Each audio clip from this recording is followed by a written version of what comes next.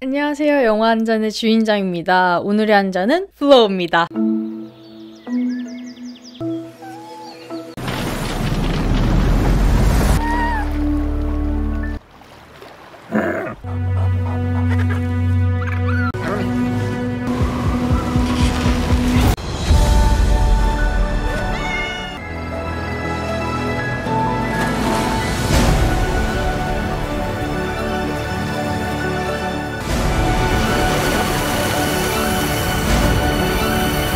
제가 너무너무 플로우를 올리고 싶어서 미친 사람들 중에 하나입니다. 저는 플로우를 좀 일찍 본 편인데요. 플로우는 3월 19일에 개봉이 예정돼 있는데 저는 2월 22일에 좀 빠르게 본 편이에요. 제가 그때 당시에 극장에서 브루탈리스트랑 플로우를 같이 봤는데 전 사실 플로우가 더 좋았습니다. 그 이유는 일단 귀여운 동물들이 나온다는 점, 제가 10몇 년 차 집사로서 고양이 못 참겠더라고요. 그런다는 점도 있었고, 애니메이션이라는 장르가 가장 잘 돋보였기 때문에 그가 주는 메시지도 정말 잘 와닿았는데요. 그래서 그런가 이 플로우는 97회 아카데미에서 장편 애니메이션상을 받았고 82회 골든글러브에서도 똑같은 상을 받았습니다. 각종 비평가 협회에서 내리는 애니메이션 상도 받았는데요. 그만한 작품성도 갖춘 것 같습니다. 동물들의 귀여움도 있고 애니메이션으로도 끝내주고 정말 추천하고 싶은 플로우 한 잔 말아보겠습니다. 이 다음부터는 영화 플로우에 대한 스포일러 가득한 리뷰가 있습니다. 영화를 아직 보지 않았거나 볼 예정이신 분들, 스포일러를 피하고 싶은 분은 여기서 영상을 멈추고 영화 관람 후 시청하시길 바랍니다. 그럼 시작하겠습니다. 우선 플로우는 애니메이션인데요. 애니메이션만이 가지고 있는 장점이 있습니다. 그것은 동화적 표현과 방대한 스케일이 가능하다는 것인데요. 이는 무한한 상상력으로 만들기 때문일 것입니다. 어쩌면 일반적인 영화들보다는 전달력과 호소력이 높을 것입니다. 만약 애니메이션의 효과가 좋고 좋은 스토리를 짜고 좋은 캐릭터들이 나온다면 일반적인 영화들보다는 메시지 전달에 용이할 것입니다. 특히 플로우 같은 메시지가 강점이 될 것인데요. 이는 와일드 로봇과 로봇 드림에서도 나타나는 특징입니다. 다음은 간단한 줄거리를 살펴볼 건데요. 인간이 사라진 세상에 홍수가 덮쳐지고 고양이는 홍수에서 살아남기 위해서 배를 탑니다. 그 배 안에는 카피바라가 있었고요. 그 배는 홍수를 피하기 위해서 점점점 높은 곳으로 향하게 됩니다. 그런 항해를 하던 와중에 카피바라는 여우 원숭이를 구하고 고양이를 구하는 것으로 날지 못하는 대가를 치른 새 또한 배에 탑승하게 됩니다. 그 와중에 귀여운 댕댕이는 덤으로요. 그렇게 차례대로 배를 탄 동물들은 높은 곳으로 향하게 되고 물은 점점 차오르게 되는데요. 이런 와중에 배 안에서 일어나는 조화와 갈등, 그리고 그것들을 극복해 나가면서 이치를 보여주는 검은 고양이의 정말 예측 불허한 모험기가 되겠습니다. 간단한 줄거리를 살펴보았는데요. 사실 스포일러를 전혀 하지 않고 줄거리만 말씀드렸습니다. 그 이유는 정말로 플로우를 극장에서 보시길 바라는 마음이 큽니다. 꼭 보시고 만약에 보셨다면 다음으로 넘어가 볼게요. 이 영화를 보게 되면 특이한 장면들이 많은데요. 그걸 보다 보면 배경 설정을 말을 안 하고 넘어갈 순 없겠더라고요. 맨 처음에 제 눈에 띈 것은 높은 나무들이었습니다. 일반적으로 보는 나무들보다 정말 키가 큰 높은 나무들이 있었고요. 그 나무 위에 걸려져 있는 배가 보였습니다. 또한 숲인데도 불구하고 그 숲풀 바닥이 젖어 있는 것도 저는 눈에 띄었는데요. 숲이라고 하면 비가 많이 내려도 그렇게 웅덩이가 크게 자주 있기는 습지가 아닌 이상 어려운 환경인데 그렇게 돼 있다는 점이 영화 초반에 저는 의아했습니다. 고양이의 시선으로 봤을 때 보이는 석상과 집이 보였는데 그 집 안에는 명백하게 인간의 것으로 추정되는 유리구슬이라던가 스케치들이 있었고 숲에서 뛰어다니는 개들조차 들개의 원형이 아니라 흔히 사람들이 반려동물로 잘 기르는 시바견, 리트리버와 같은 종류였어요. 인간들이 사라진 근미래적인 세계관이구나라는 걸 눈치챌 수 있었습니다. 이 홍수에 관해서도 은근한 떡밥이 주어지게 되는데 우선 맨 처음에 떡밥은 바닥이 젖어 있다라는 것이고 그 다음은 이끼가 많다라는 것입니다. 햇빛이 굉장히 잘 드는 환경인데도 바위에 이끼가 많이 덮여져 있는 모습을 보였고요. 키가 높은 나무들도 이 범람하는 수위가 높아짐에 따라서 점점점 키가 높게 진화되지 않았을까라는 생각이 들었습니다. 보자면 극지방은 아닌 것 같은데 오로라가 보였어요. 쉽게 말하자면 오로라는 지구 자기장과 태양풍의 상호작용이잖아요. 태양의 활동이 활발할 때 오로라가 더 잘 일어난다고 합니다. 그래서 이 오로라를 중위도 그쯤에서 볼 수 있다는 것도 지구의 환경이 많이 나빠졌구나 혹은 바뀌었구나라는 것을 예측할 수 있었습니다. 이러한 환경에 인간이 없는 이유를 생각해 봤는데요. 그 이유는 해수면이 높아지고 주기적으로 범람을 하는 이 지구의 환경에 적응하지 못했기 때문입니다. 그래서 멸종했거나 혹은 다른 행성으로 이주했을 수도 있죠. 그렇지만 저는 이주 가능성은 조금 작게 보는 편인데요. 배경에서 보여지는 건물들과 물건들의 과학적 수준이 높지 않기 때문에 저는 멸종했다라고 봅니다.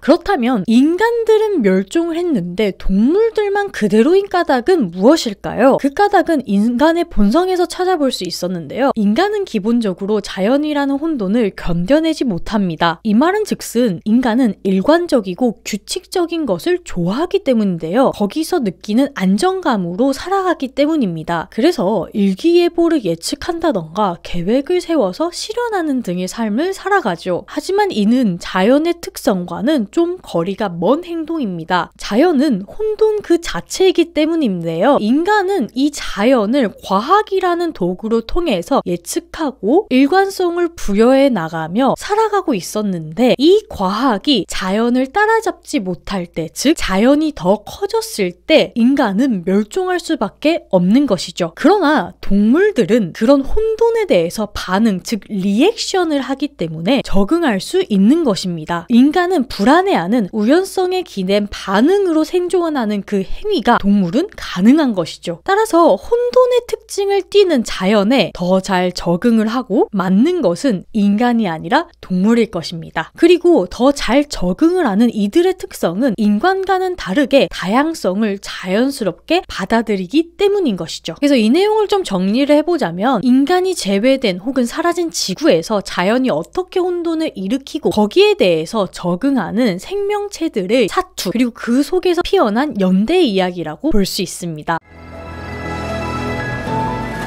이러한 것을 보여주는 게 배들에 순차적으로 타게 되는 동물들의 일련의 과정인데요. 이때 맨 처음에 탑승하고 있었던 동물은 카피바라입니다. 카피바라는 정말 온순하죠. 온순하고 친화력 갑인 동물로 알고 있는데 그러한 생물이 표류하게 되는 배 안에 먼저 타고 있는 것을 보아 이 배의 정체성을 담당하는 것 같았습니다. 즉 카피바라를 통해서 조화와 관용, 화합을 나타내는 것이죠. 그래서 카피바라의 행동을 보자면 여우 원숭이를 구해주기도 하고 나중에 가서는 좀 말썽을 부리는 개들을 도와주는 등의 행위도 합니다. 여우 원숭이는 고양이 다음으로 배에 타게 되는 생명인데요. 얘네들의 특성은 좀 반짝이는 그런 물건들을 모으는 것이죠. 그래서 뭔가 욕심이 있고 이기적인 그런 모습으로 비춰질 수 있는데요. 그렇지만 정작 자신의 무리가 탄 배에 어울리지 못하게 되면서 자기가 타고 있는 이 배 안에서의 조화를 생각하게 되는 인물입니다. 개들은 맨 처음부터 고양이를 쫓고 무리 생활을 하면서 리더의 말을 따르게 되는데요. 그렇지만 거기에서도 친화력이 좋은 리트리버는 예외입니다. 리트리버는 고양이에게 친근하게 다가가고 배에 타는 인물인 것이죠. 고양이를 도와주는 그 몸집이 작은 새를 보자면 이런 환경에서 굉장히 유리한 위치에 있습니다. 왜냐면 날 수 있기 때문인데요. 그래서 먹이 사냥도 잘 할 수 있고 오래 살았을 것이며 그에 따라서 무리 생활도 발달했을 것입니다. 그런데 몸집이 작은 새는 고양이를 도와주면서 무리에서 버려지게 되는데요. 이때 날개를 다치면서 잘 날지 못하게 되자 배에 타는 인물입니다. 그래서 이 새를 가만히 보게 되자면 마치 고양이의 엄마, 양육자 같은 역할을 하게 되고 되고 이 고양이를 통해서 화합을 보여주는 인물이기도 합니다. 고양이는 이 홍수라는 거대 자연이 덮쳐지는 것을 처음 겪는 그런 미숙한 인물로 나오는데요. 그래서 어리숙한 모습을 보여주면서 마치 약간 독고다이 독립적인 모습을 보여줍니다. 하지만 일련의 사건을 거치면서 조화와 화합이 중요하다는 것, 연대가 오히려 생존력을 높인다는 것을 알게 되고 그것을 통해서 성장하는 것을 보여주는 인물입니다. 그래서 이런 인물들의 특성들을 좀 살펴보자면 카피바라, 새, 개는 홍수를 겪어본 경험이 있는 인물인 것이죠. 그래서 잘 보자면 다른 동물을 도와주거나 친근함이 특성으로 나오게 됩니다. 이에 조금 비교하여서 고양이와 여우견승이는 이러한 홍수를 아직은 잘 적응하지 못하고 처음 겪어보는 인물들로 나오는데요. 그래서 조화보다는 조금 개인적이고 이기적이게 보이게 됩니다. 그래서 이 카피바라, 새, 개를 통해서 고양이와 여우원숭이가 조화, 화합, 연대를 배우게 된다고 봅니다.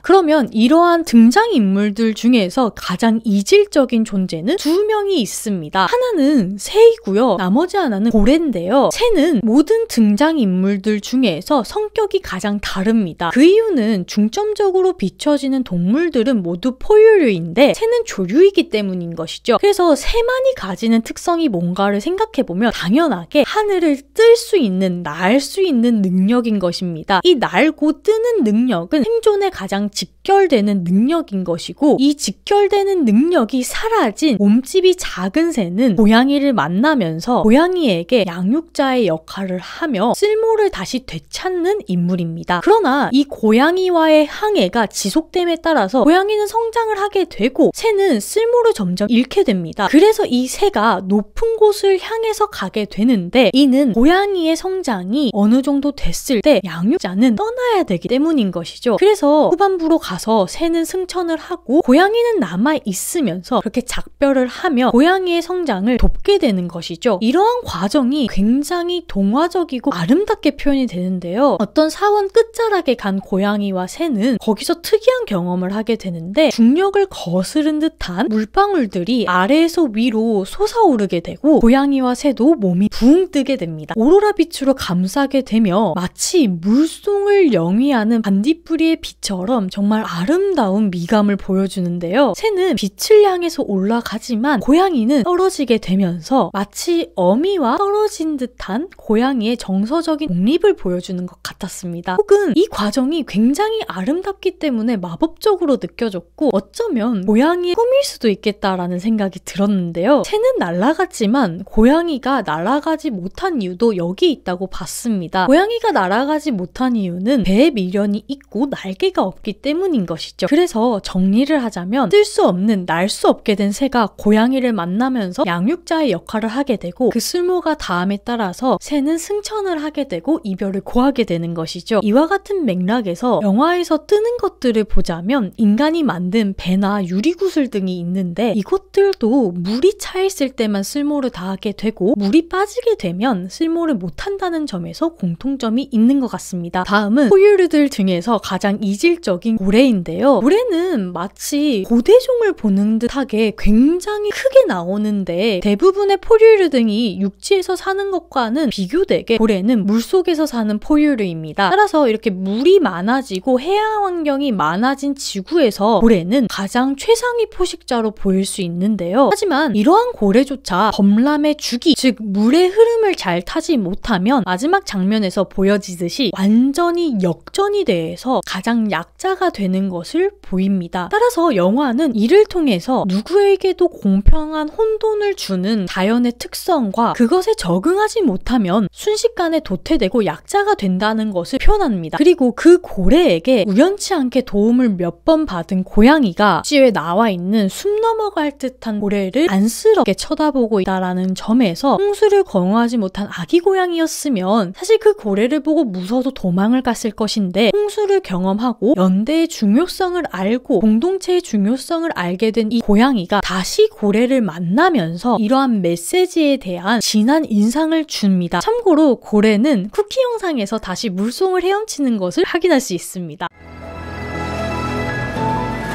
네, 결론인데요. 한 번도 홍수를 겪지 못한 독립적인 고양이가 마치 여러 가지 생물들이 집합해 있는 노아의 방주 같은 것을 타면서 표류하며 거기서 겪는 일련의 사건을 통하여 종이 다름에도 열악한 환경임에도 거기에서 점점점 중요해지는 연대, 조화, 화합을 느끼며 어른 고양이가 되는 영화 플로우의 한 줄 평은 자연에서 피어나는 연대의 이야기입니다. 잔점수는 10잔 중 10잔 원샷입니다. 네, 이렇게 플로우를 다뤄봤는데요. 플로우는 제가 말한 것 이상으로 굉장히 좋은 영화고 특히 저는 애니메이션에서 이렇게 비침을 잘 표현할 수 있나라는 생각이 들었는데요. 고양이가 물웅덩이에서 비춰지는 모습을 보여주는 거나 아니면 거울을 통해서 비춰지는 것이 매우 인상이 깊었고 또한 이런 각각의 동물들의 특성을 너무 잘 표현했다는 점에서 이 말을 탁 치게 됐는데요. 다른 동물들도 유심히 봤지만 주인공이 고양이기도 하고 제가 또 10년 넘게 같이 모시고 산 고양이가 있는 집사로서 이런 고양이들의 특징을 너무 잘 잡아냈다고 보는데요. 일반적으로 알고 있는 그루밍을 한다던가 혹은 반짝이는 물건을 보고 샥샥 잡는다던가 양양 펀치를 막 때린다던가 그거 외에도 어떠한 분란이 일어났을 때 배의 맨 끝으로 올라간다는 것, 고점을 차지하는 그런 특성, 그리고 물에 빠졌을 때 귀가 이렇게 접혀지는 모습들, 생선만을 먹는 육식동물적인 모먼트들이 저는 정말 귀엽고 사랑스럽게 느껴졌습니다. 플로우 정말 추천드리면서 여러분의 구독, 좋아요, 댓글은 소중한 채널을 운영하는데 정말 큰 힘이 됩니다. 구독, 좋아요 눌러주시고 댓글로 생각을 알려주세요. 그럼 다음 영상에서 뵙겠습니다. 모두들 안녕!